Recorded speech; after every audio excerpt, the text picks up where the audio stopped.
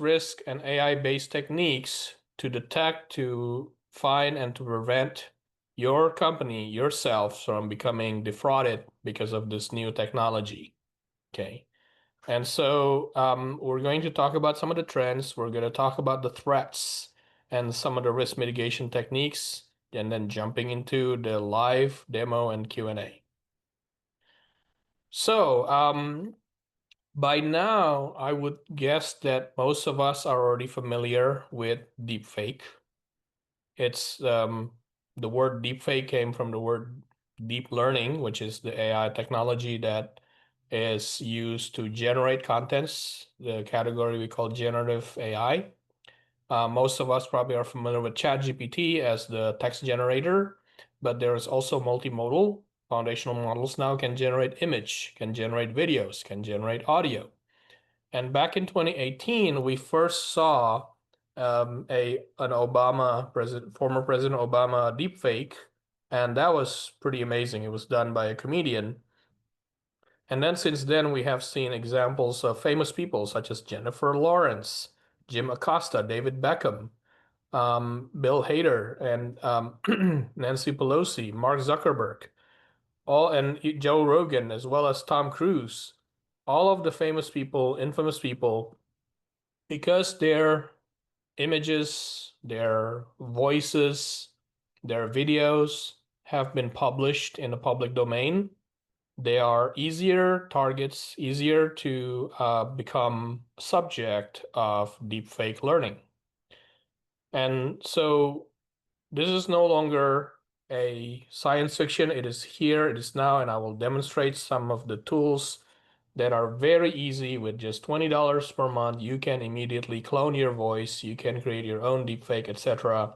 But essentially, the main trends here is that it used to be that people race to put their company, put themselves out there, put their brand by speaking in podcasts, speaking in YouTube video, etc. And unfortunately, today, those are the public figures. Those are people who are commanding significant degree of trust in companies, leaders of companies that are often featured in news. They are also the ones who could potentially become a more likely target for impersonation using deepfake. Okay. So there's been research done by people. For example, Statista has this particular visualization, the percentage of increase in deepfake fraud from 2022 to 2023. So these numbers represent percentage of increase of fraud that were perpetrated using deepfake. A lot of common threads would be, for example, a CEO would send an email and use his voice, or using a voice cloning technology, to then call an administrative assistant or somebody who's in charge of financial account to then initiate a transfer. There is some infamous case where millions of dollars have been stolen from companies by leveraging deepfake voice, for example.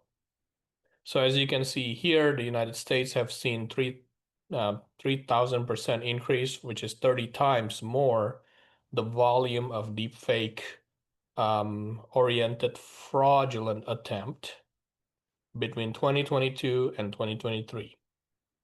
So is Belgium, Philippines, Vietnam, Japan, all around the world have seen this major increase. Now, why is that so? What happened between 2022 and 2023?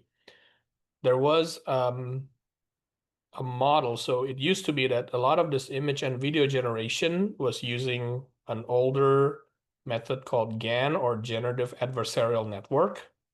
And they have found in circa 2022, researchers found that with newer model called diffusion, they were able to generate the video much quicker, much faster, and much more reliable. And that's what triggered an increase in the volumes of the creation of tools and the usage of these tools. Anybody, not even, you don't even have to be a technical developer, but if you have the desire to prompt engineer, you can actually create your own deepfake pretty easily nowadays, within less than 30 minutes.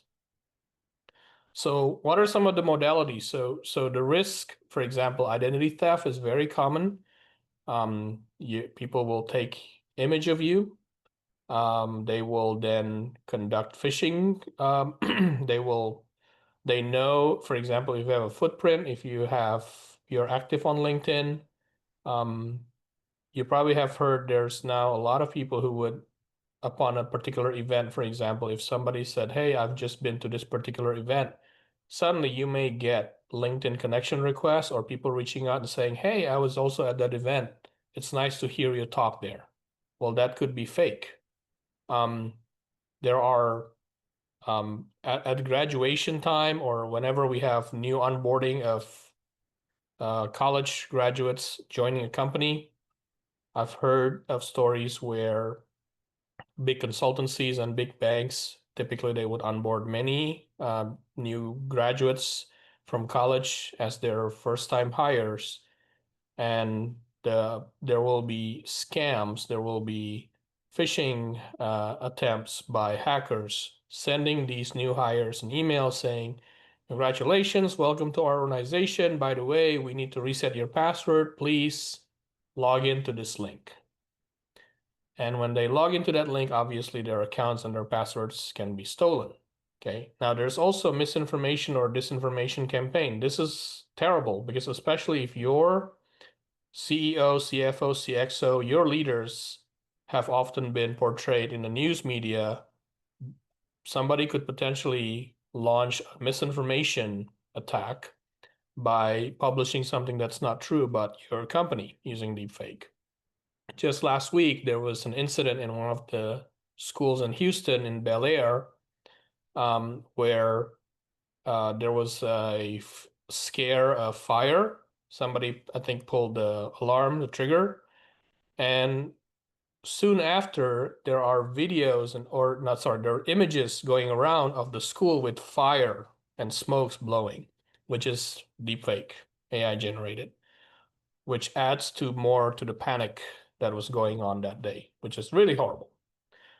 All right, so from 2022, which is this dark purple, to 2024, which is the light purple, these are the percentages of audio on the left-hand side and video deepfake. As you can see, they both have increased. What's really scary is audio definitely is dangerous, but audio with video is even more dangerous because it's more convincing. And the quality of the video generation, especially this year, at the end of last year, ChatGPT started to release Sora, for example. And now Google has released Veo, which is these are all video generation tool that are at a realistic level. And so all of these are creating new threats taxonomy. The Department of Homeland Security have issued a white paper to talk about the increasing threats of deepfake, especially identity theft. They're focused a lot on financial scenarios because obviously everybody's worried about financial fraud and a risk of scams being perpetrated. That's one of the major motivation behind this. So we can see, for example, voice impersonation. And although you have voice recognition software nowadays, it is so easy to train a fake voice, and it is getting harder and harder to recognize the deepfake voice from the original. Okay. You may also use this kind of technology, just like in the what used to be movies, Mission Impossible, etc., online biometric identity impersonation. Now this is a day-to-day technology. It's just as common as ChatGPT or Microsoft Office. Obviously, you have impersonation. You may have employee impersonation or public persona impersonation.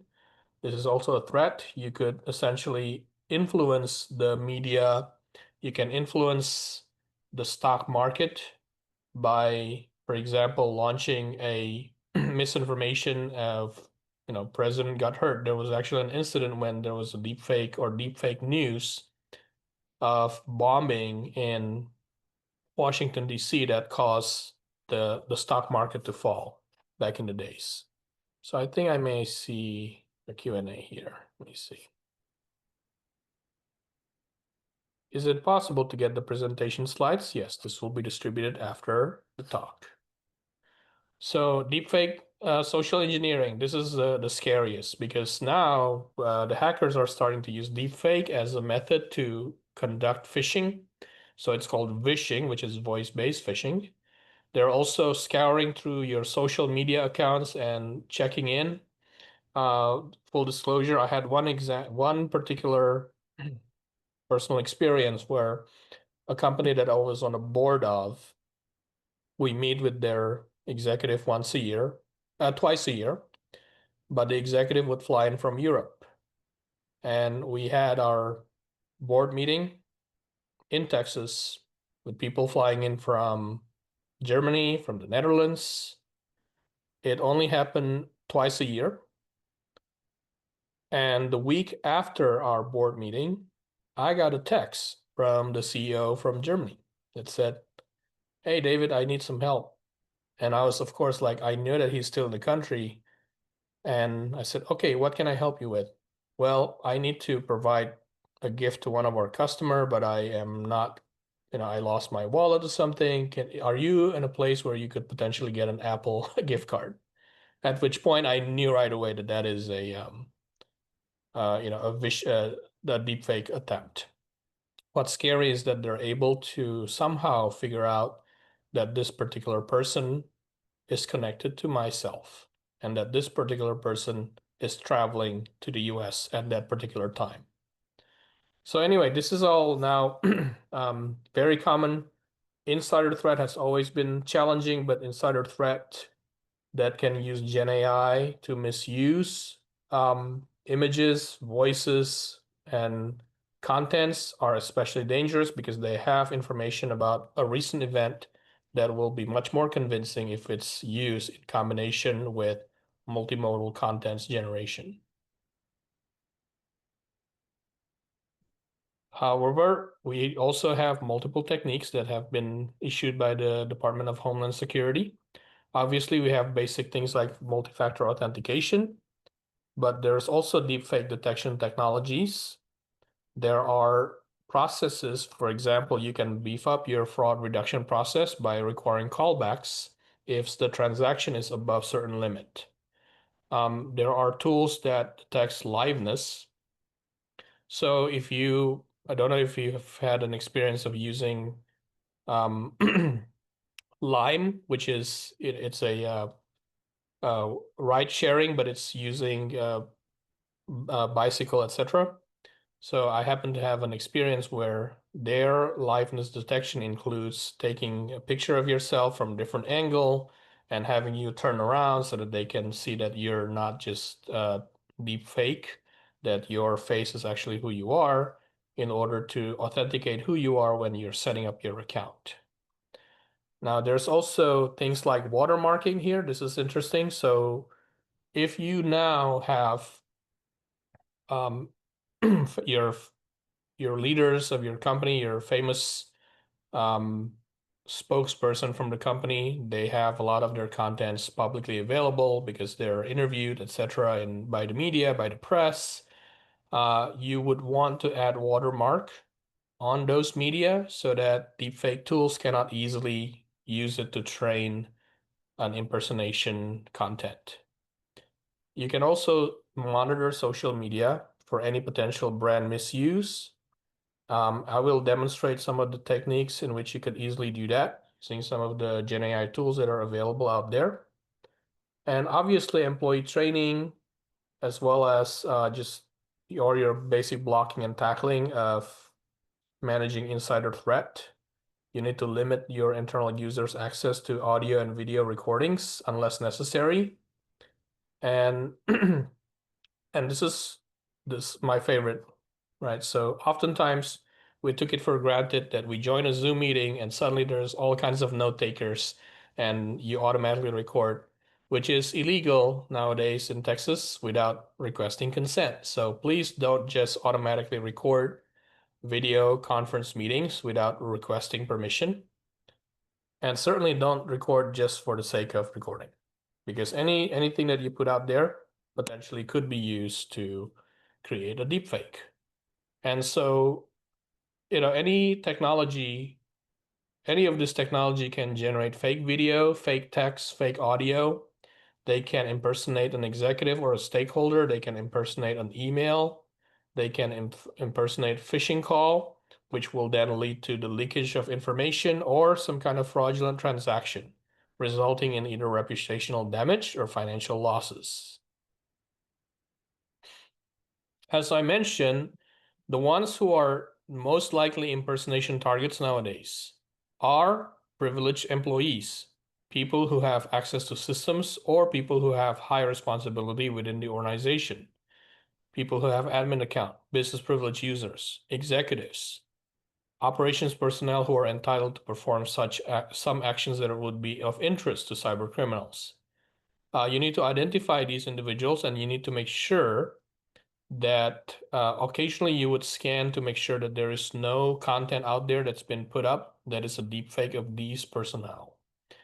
There are ways you can actually scour through, for example, YouTube videos and podcasts and find out transcripts to see whether or not, if your executive often comes up there and says the word financial, says the word transactions, or says the word transfer, that voice signature could technically be used by a hacker who wants to create a voice cloning with that specific individual. Okay.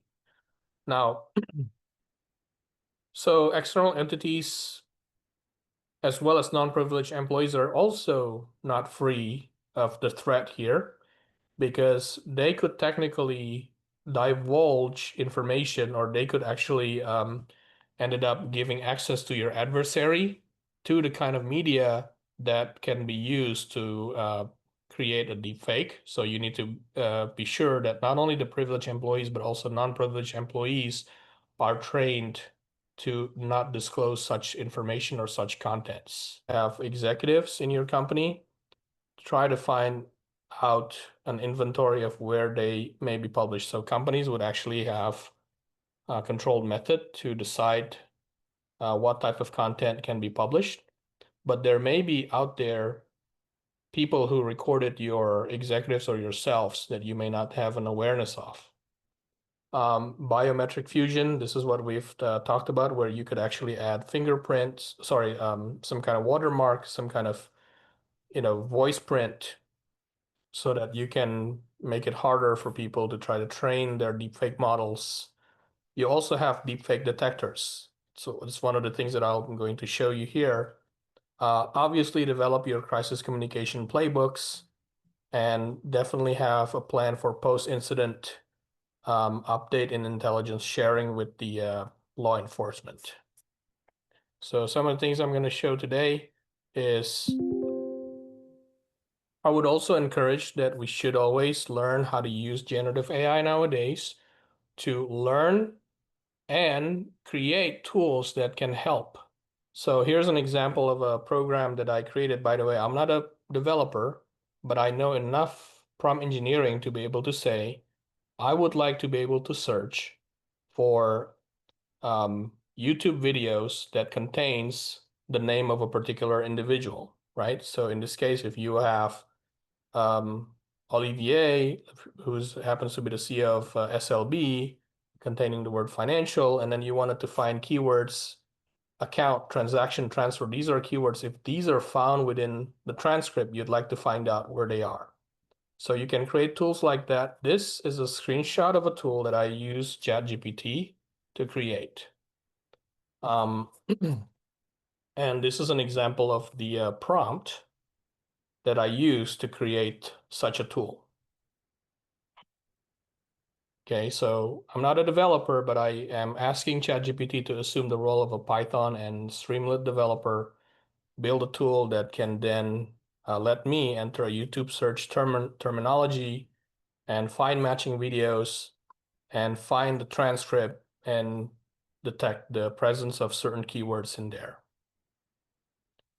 The other tool that I also experimented with is deepfake detection. So these are six images. The top three are real images I just get from the internet. They're real people. And the bottom three are AI generated using Mid-Journey. And in a similar fashion, using Gen AI, I understand enough about Python, but I just use the prompts that can be asked by somebody who doesn't have deep development background. We can create a tool that can then detect whether an image is real or fake. And here's an example of the prompt that you could use. So as you can see here, the prompt is not, as long as super complicated. It took some time for me to get to learn how to create this kind of prompt, but it's not really, it doesn't take more than a couple of hours if you wanted to learn it for the first time. Okay, so here's a demonstration of a tool called 11 Labs. This is a commonly used tool to do text-to-speech. So you can put a text and you can ask it to then read it to you with a voice. And you can also generate audiobook. You can create an agent. And this is my favorite. This is a voice creator. So by the way, they already have a library of voices that are standard. The storm began as a whisper, soft winds curling through the valley. So were you able to hear that, Jonathan? Yes, we can hear it. Okay. So you can, there are training voices, so they keep training voices. If you want to create your own voice, you have a couple of options. You can do a voice design, which is actually not voice cloning, it's just creating your own voice. Or you can create your first voice clone with only 10 seconds of audio. 10 seconds of audio is all you need to create a voice clone. The whole process is going to take 2 minutes. If you want to create a professional grade, then you need to have at least 30 minutes of clean audio. So I tried to do this voice clone with a 10-second version, and I'll just play it back. Now, the quality is not going to be as good as the 30-minute one, but just to give you an idea of what it sounds like. Hello, everyone. It's so good to connect with you all today. I'm truly excited to share some insights and perhaps spark a few new ideas. I believe that by collaborating and sharing our perspectives, we can achieve amazing things. How does that sound? That sound like me a little bit-ish? It's not, but it's certainly, it can be. So as you can tell, it's not easy to train the clone of voice. It's not precise, but you can do things like that. You can then put it and create an agent out of it. So in this case, I use that voice that I cloned from myself. I can insert my syllabuses. So these are my course syllabuses that I've uploaded. Yep. So, and then from there, you could just preview agent. This is Professor David's agent. How can I help? What time is the privacy preserving analytics class and where does it meet? The Privacy Preserving Analytics class meets on Thursdays from 6:30 p.m. to 8:30 p.m. in room GSB 3.138. Do you need any more information about the class? Thank you. So that was just clicks, right? So it used to be that you have to possess certain knowledge of how to create it, but now you can create an agent. It is a widget. You can just put it into your website. And you can be up and running in less than half an hour. David, that's fascinating, honestly. The question I'm kind of thinking is, by recording that, I mean, I don't know if you have an agreement of some kind with 11 Labs, but are they able to reuse your audio for other things? Like, say they really like it and they're like, oh, this is going to be an example going forward. Do you have some kind of release that you have to sign, or is that part of the agreement? Well, yes, it is part of the agreement, and they say they will never train it for other purpose, right? But Jonathan, as you and I know, right, anything that is out there, even the companies that say they will never ever use it for purpose other than what we wanted, they have not always succeeded in controlling that themselves. So, Gotcha. No, that makes sense. I understand. which is the reason why I never did the 30-minute voice cloning, because I don't want something that is too close to me, but I'm just using this for education, for teaching people of where it could go. And we didn't, but I think again, like 10 seconds combined with if you're creating the scenario of a crisis that could potentially trick some people. Okay, any questions on that? I saw some questions coming in. Not specifically on that. All right, so let me also do this. I'm gonna share my screen again.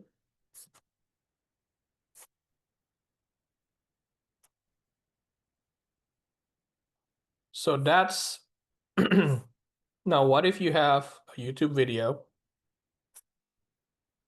right? And on YouTube, we have a lot of famous people. So in this case, I'm just going to pick on, the CEO of Slumberjay.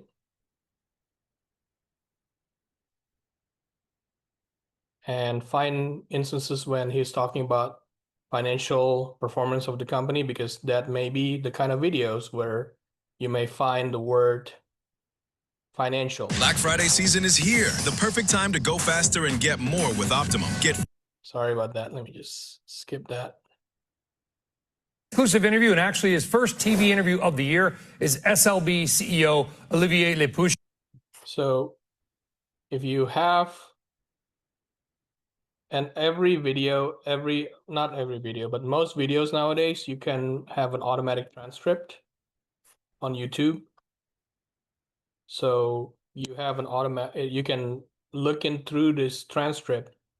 If you are protecting this particular executive, you can scour through transcript like this and find the presence of the word financial or wire or money or transfer. And if that exists and this video hasn't yet been watermarked, right? Obviously this video is by a news media, so you have all kinds of things. Then you may want to categorize them, and you may want to either take it down, or you may want to make sure that at least that you you may redact that portion, a certain portion of the video that's been published, especially if it is not with your company's permission. So there is also a tool by Google called Notebook LM. This is my favorite tool because it is actually a great tool for learning. It creates a reliable AI by making sure that whatever question you ask it will only answer based on source materials that you have provided to it. Okay, so I'll create a new notebook here, for example. You can upload sources, and the sources can be PDF, text, Markdown, audio, etc. So you could potentially upload your MP3 audio if you have a recording of a particular person, or you could also just select the YouTube video. Okay, so you can provide a link to it. So I'll show you here, for example, if I want to, I can say, find YouTube videos of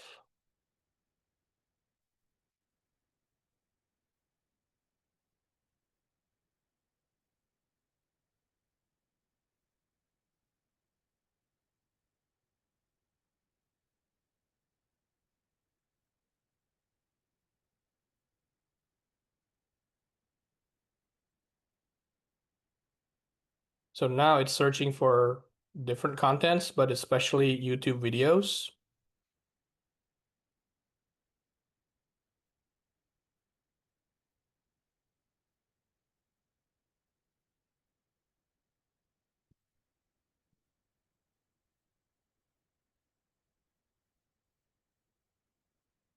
So it has a couple of those. I'm not satisfied with that, but that's okay. I'm just going to go with what it got found. But let me just show you what I found last night. I found a couple of YouTube videos here. You can see here the topic are all, sorry, the icons here show YouTube. And so once you have the source, you can say within the video transcript, are there any instance of the word financial?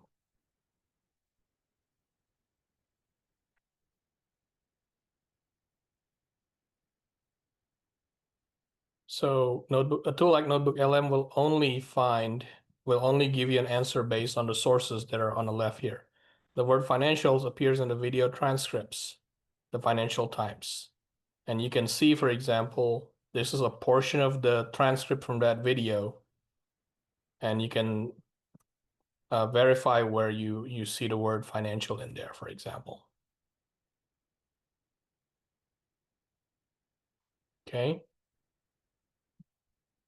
Let me pause to see if there's any question there. I think I saw a couple of more questions. Yeah, there was one that came in. Do you have tools that can validate the video and audio? Yes, so there is a tool to validate whether the video is original or not, the audio is original or not. So I'm going to actually show an example of how you can detect images, okay? Now, here's the other thing too. I think if you have these questions, definitely leverage GenAI to research those and develop those. So share.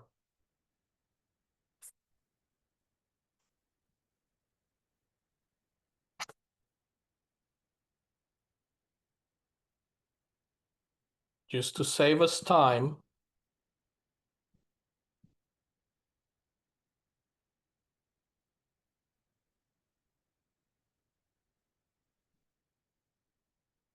so here is an example of a prompt that I say that I wanted to create a Python code that uses image classification model. I happen to already know this model.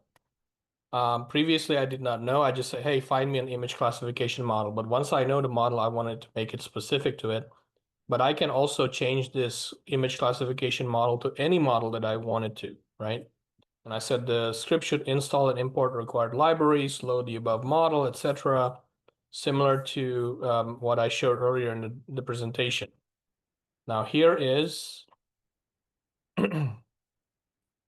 the outcome of it. This is the code that was generated. I'm using Google Colab. So Google Colab is a convenient way for you to run Jupyter Notebook, which is Python, in the cloud. So you don't have to install Python on your own computer. You can use it as a lab. It's why it's called collaboratory. Essentially, you can run Python on the cloud. And so here I will upload a couple of images. And these are the 6 images that I've selected. So again, Elon, Jennifer, and Shaq are all real, whereas these 3 are deepfake images.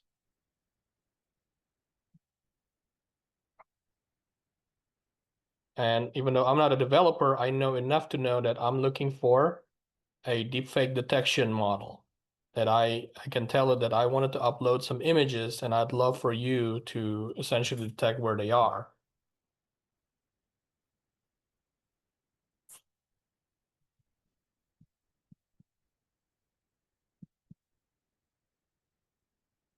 So it will take a couple of seconds, but essentially this the generative AI tool can help you generate code that will then install the required package. Okay, so that's content. So I have to specify where I stored the images, and I put it in the content folder.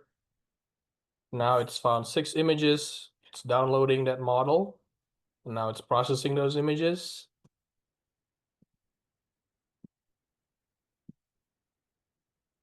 And present you with the real score and synthetic score.